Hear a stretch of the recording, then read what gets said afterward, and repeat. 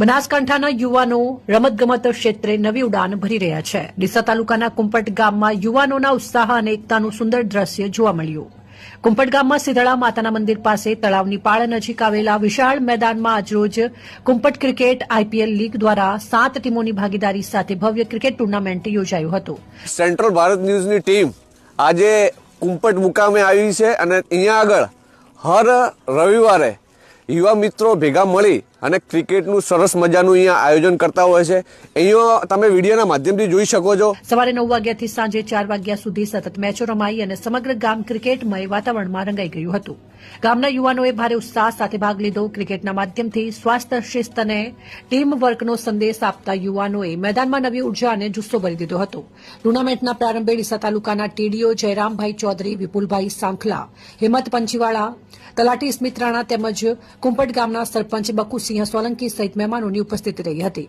ડીસા તાલુકાના ટીડીઓ દ્વારા યુવાનોને ભેટરૂપે ક્રિકેટ બેટ આપી પ્રોત્સાહિત કરવામાં આવ્યા હતા। સાંજના સમયે ડીસા તાલુકાના યુવા કોષાધ્યક્ષ દશરથ ગેહલોત, ભાવેશભાઈ પડિયાર, હિતેશ ગેહલોત અને ગોવિંદ સાંખલા દ્વારા વિજેતા ટીમોને 3 ટ્રોફી આપી સન્માનિત કરવામાં આવ્યા હતા। મહેમાનોના પ્રેરણાદાયી શબ્દોએ કુંપટ ગામના યુવાનોમાં આગળ વધવાની નવી ચેતના અને આત્મવિશ્વાસ ભરી દીધો હતો।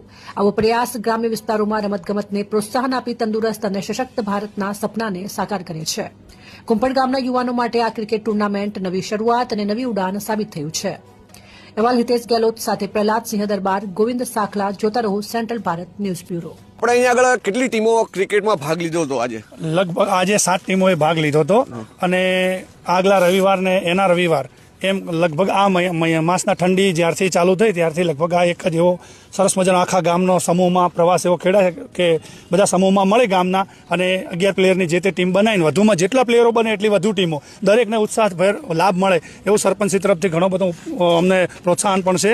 ગ્રાઉન્ડ પણ સરસ બનાવ્યું છે અને દરેકને રમવાનો લાભ મળે જેથી કરીને દરેક યુવાન આગળ જાય અથવા તો એની કારકિર્દીમાં જે તે કક્ષાએ પણ જાય અને સ્પોર્ટમાં પોતાની સ્ફૂર્તિ પણ જાળવી રાખે એ માટે કરી અને દરેક રવિવારના યુવાનો ઘણા બધા યુવાનો ક્રિકેટ રમવા માટે મેદાન પર આવે છે।